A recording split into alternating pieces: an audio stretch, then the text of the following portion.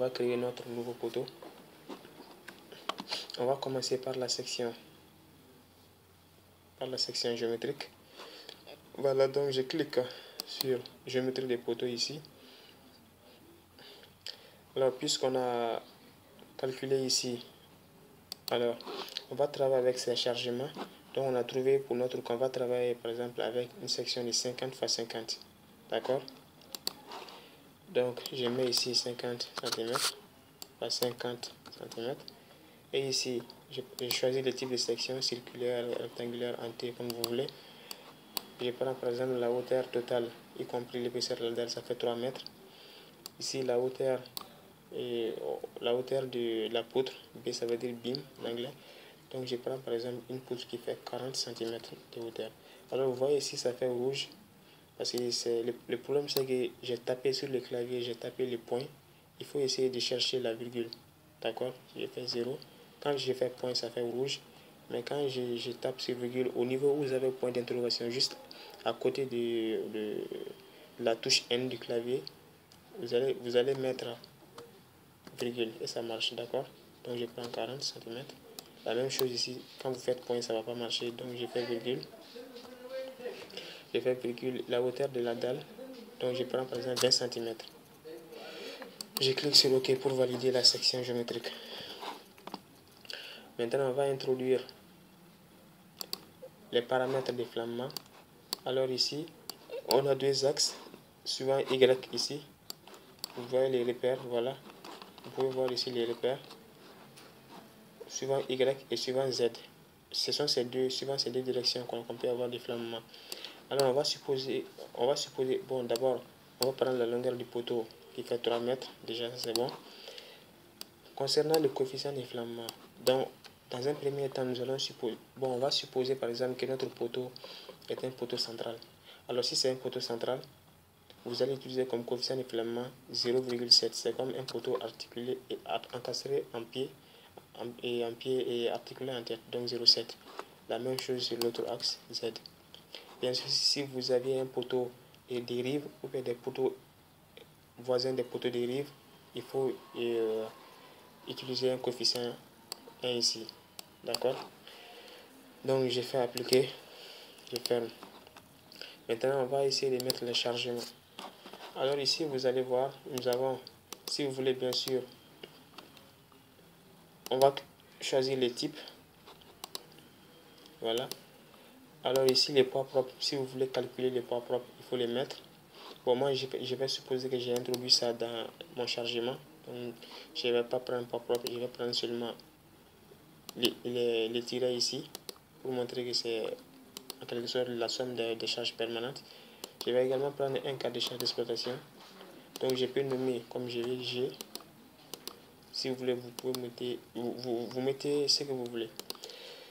Alors, comme charge concentrée, parce qu'on va supposer que notre poteau, c'est un poteau qui travaille en compression centrée. Donc, comme j'ai pris l'exemple de charge, j'ai pris 200 comme G et 150 tonnes comme T. Donc, je mets 200. Ici, je mets 200. Et bien sûr, l'unité, c'est en tonnes. Voilà. Et ici, on vous demande plus de la moitié des charges appliquées.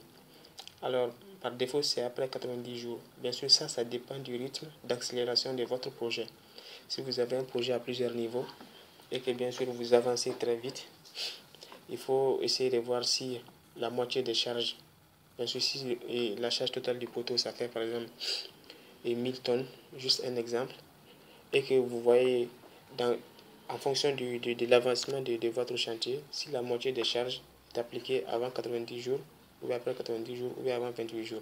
En général, c'est avant 28 jours. Bien sûr, j'ai dit ça dépend de l'avancement de votre projet. Donc, je prends avant 90 jours, je ferme. Et je peux paramétrer mon ferrage, bien sûr, avec le type de fissuration, éventuellement, et la tenue au feu, etc. Donc, moi, je ne vais pas prendre ça en compte. Alors, ici, dans l'option de calcul, vous avez ici compression simple avec flexion. Alors, je vais faire compression simple. Après, je vais vous montrer quelque chose avec la flexion. Vous allez voir. L'enrobage, je vais fixer ça en 3. on va essayer, on va dire, puisque les poteaux travaillent en compression centrée, on va dire que le degré d'optimisation est élevé. D'accord? Puisque le béton résiste bien à la compression. Donc je vais cocher les dispositions sismiques. Bien sûr, ça dépend si votre projet est dans un endroit sismique ou pas. Donc le type de béton, déjà on a défini ça. Vous pouvez choisir le type de béton. Ce qu'on a défini, concrete 25. Voilà. Alors, vous pouvez également choisir le diamètre du granulat. Donc moi je laisse comme ça. Les aciers longitudinaux, par exemple, on n'a pas besoin de 6, ni de 8, ni de 10 également. Bon, moi je vais supposer que je vais seulement travailler avec des diamètres de 20. D'accord? Vu le chargement, je vais dire que je vais travailler avec les diamètres de 20 seulement. Bien sûr, ça dépend de vous. Et ici, on a peut-être besoin seulement que de 6 et de 8. Donc, je ferme. Et maintenant, je lance mon calcul. Je clique sur calculer ici. Calculer. Voilà. Donc, on voit ici avec la couleur verte, ça veut dire qu'on n'a pas d'erreur, tout est bon. Donc, je vais vous montrer un peu les résultats. Alors ici, ça c'est le diagramme d'interaction entre les sollicitations, c'est-à-dire l'effort normal et les moments. Alors puisqu'on a supposé on travaille en compression simple, donc les moments sont nuls. D'accord? Donc ici, alors vous avez vu d'abord sur cette section ici, tout est en jaune. Ça veut dire quoi? Si c'est en jaune, ça signifie que toute votre section est comprimée, c'est-à-dire on n'a pas de traction dans le béton. Ce qui est une bonne chose puisque le béton résiste bien à la compression. D'accord? Et ici, vous allez voir le coefficient de sécurité, c'est-à-dire la marge de sécurité. Ici, on a 1,32 qui est supérieur à 0,97 qui est nécessaire. Donc, on a une stabilité. Donc, si les coefficients d'ici étaient supérieurs au coefficient limite, vous allez avoir cette instabilité. Il fallait modifier la section de votre poteau. Donc ici, ça c'est les résultats qu'on trouve. Alors on peut voir les ferrages du poteau. Voilà. Donc il suffit seulement de zoomer ou de dézoomer, bien sûr. Voilà. Donc ici vous allez voir les ferrages de vos poteaux. Alors ici vous avez vu que au niveau des extrémités nous avons deux barres. En fait, dans la disposition surtout sismique, ce sont des choses à éviter. Donc pour éviter ça, pour enlever les deux barres au niveau des coins, il suffit de venir sur les options de ferrage. Je clique par exemple je clique sur disposition de ferrage. Et ici, vous allez voir le nombre maximum de barres dans les faisceaux. Voilà, on va tout simplement prendre un. Vous avez vu, si vous prenez 4, ça va changer. Donc je prends ici un. Je dis que je veux seulement une seule barre dans les faisceaux. Et également, vous avez les différents types d'espace et de cadres. Vous pouvez choisir comme vous voulez. D'accord? Bon, ici, moi, je vais supposer on n'a pas de liaison, par exemple, avec le poteau supérieur. Je mets tout simplement inactive. Donc, je recalcule. Voilà. Voilà. Donc, vous avez vu ce que ça donne. Bien sûr, si vous pouvez modifier cette disposition de façon manuelle en cliquant sur armature type. Vous cliquez sur barre. Alors ici, vous allez cocher paramètres des barres. Et je vais prendre, comme j'ai dit, je vais prendre des sections de 20, des barres de 20 mm. Aucun crochet. Et je donne le nombre ici. Alors ça, c'est le nombre des barres suivant le côté B du poteau. Et ça, c'est le nombre de barres suivant le côté H du poteau. Puisque pour nous, c'est une section de 50 x 50. C'est les mêmes. Donc, on va par exemple prendre, on va supposer qu'on veut des barres de... On va supposer qu'on veut 5 barres de part et d'autre. Donc, je fais OK. Et automatiquement, il va voir si, avec les barres de 20, si les contraintes sont vérifiées. Sinon, il va me dire bien sûr que ce n'est pas vérifié. C'est à moi de changer encore. Puisqu'on n'a pas d'avertissement, c'est que c'est vérifié. Alors là, vous avez qu'on a encore des barres qui sont doubles. Donc, c'est à vous maintenant de modifier vos éléments, bien sûr, comme vous voulez. Vous jouez sur la disposition des éléments comme vous voulez. Alors, je vais essayer de vérifier ce qu'on a trouvé. D'abord, on va voir la note de calcul ici. Voilà, ça c'est les éléments sur la note de calcul. Parce qu'après, on doit fournir, comme je l'ai dit, les notes de calcul au bureau de contrôle. Alors ici, vous avez vu, on a trouvé section d'acier, par exemple, de 56,5.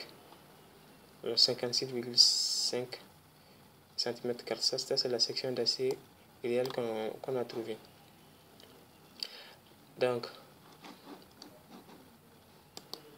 je vais voir les dispositions. Ici, on a par exemple 18 HA et 18 HAV. On va essayer de vérifier ça sur le logiciel Robot Expert. Ou bien si vous avez une application Excel, vous vérifiez comme vous voulez. Donc, je vais ouvrir Robot Expert. Donc, je clique sur section rectangulaire. Bien sûr, ça c'est surtout efficace si vous voulez vérifier vos résultats obtenus à partir du robot. C'est efficace dans ça. Voilà. Donc on va essayer d'introduire nos données manuellement. Voilà. Donc ici, on va cocher compression simple. Bien sûr, avec prise en compte du flambement, compression simple. La section, on peut choisir la section ici. Donc on va prendre section rectangulaire.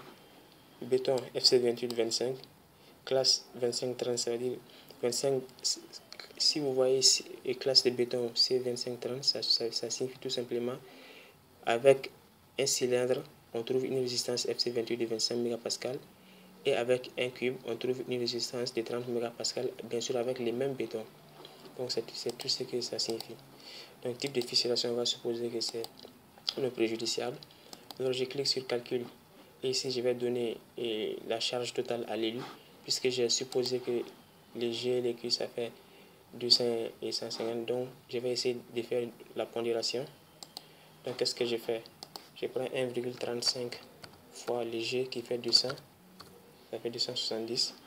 Ensuite 1,5 fois les Q qui fait 150. Donc 225 plus 270 de l'élu. Donc on trouve 495. Donc je viens sur le robot expert. Je trouve la charge, je dis la charge à l'élu, ça fait 495. Bien sûr, ici, la charge, c'est en tonnes. Sinon, vous pouvez modifier dans préférences. Et ici, vous avez les normes, les langues, tout, unités, et vous modifiez les unités. Donc moi, j'ai mis l'unité en tonnes, l'unité de force. D'accord? Donc, je ferme. Donc, à l'élu, c'est la somme, c'est-à-dire G plus Q, on trouve 350. Donc, je mets 350. À l'état limite accidentel, on ne va pas travailler avec ça. Alors, la longueur de flammement suivant X, on a LFY qui fait 3.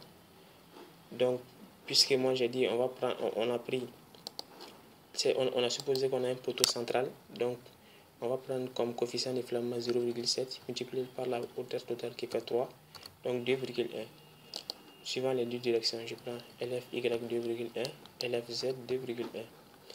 Ici, on va cocher que la moitié de charge est appliquée avant 90 jours.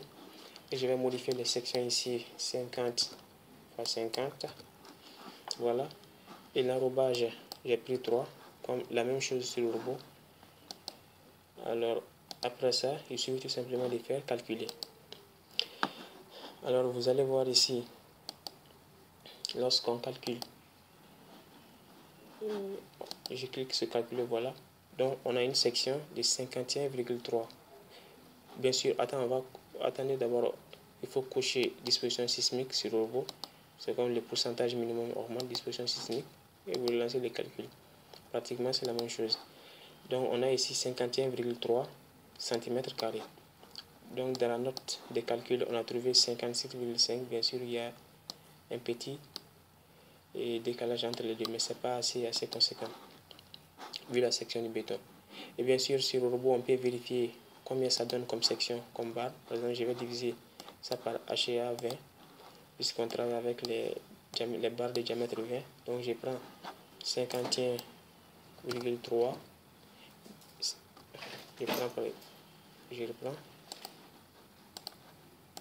Je reprends par armature. Je fais 51,3 divisé par HA 20.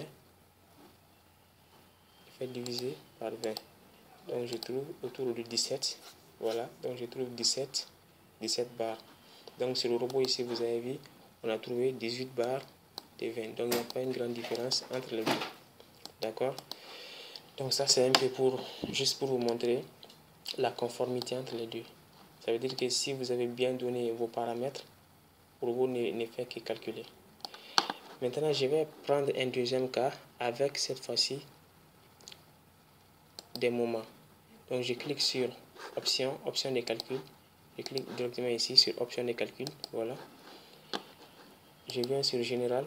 Ici, d'abord vous avez vu ici au niveau des charges. Lorsque je clique sur la charge, on a seulement l'effort normal N.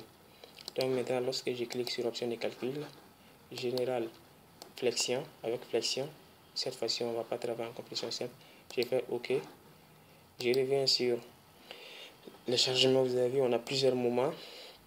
On a plusieurs moments ici. D'accord? Bien sûr, les moments, vous pouvez voir qu'est-ce que les MYA, MYB, etc. signifient en fonction du diagramme ici.